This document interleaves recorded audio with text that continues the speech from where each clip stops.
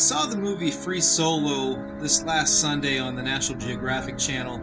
If you haven't heard about it, it's the Oscar-winning documentary about Alex Honnold. He climbs the mountain El Capitan, and that's in Yosemite National Park. But he climbs it without ropes or protection, and that's 3,000 feet straight up the cliff. It's basically just him hanging in space, contorting his body like a spider the whole way up. I've been sorting through my conflicted feelings since then. I get the feeling that Alex Honnold is an emotionally distant and obsessed persona, routinely and unapologetically putting his friends and family through anguish as he seeks the thinnest of lines between life and death.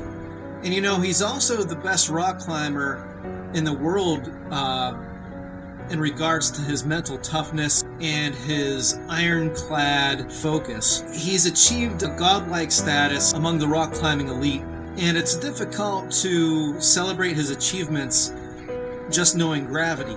I think it's especially difficult knowing the numbers and knowing one misstep, one miscalculation will end in his death. You know, anything from a muscle spasm or a cramp, a bee sting, a twitch.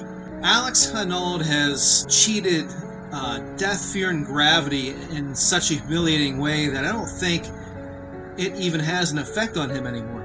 And if he's not the most heroic rock climber in the world, then who is?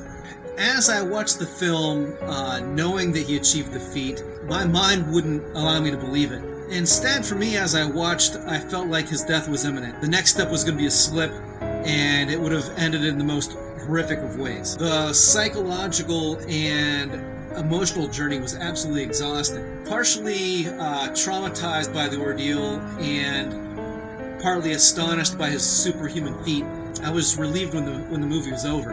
Instead of being inspired by the movie, in some ways, I guess I became maybe more fearful of the laws of physics.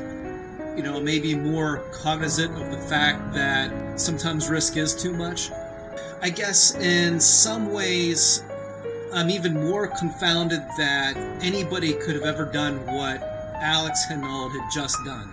After the film ended and I turned off the TV and left the room, I realized that no other adventure documentary that I've ever seen has taken me on such a terrible and amazing ride. Given the fact that it was such a psychological and emotional thriller, I do recommend that you see it. Even though sometimes it's hard to watch, it is a lot heavier than what you think it would be, being an adventure film.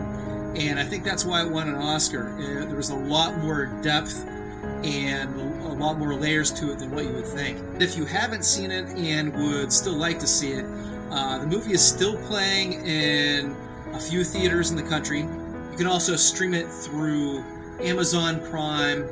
I believe Hulu will have it soon, YouTube, and Google.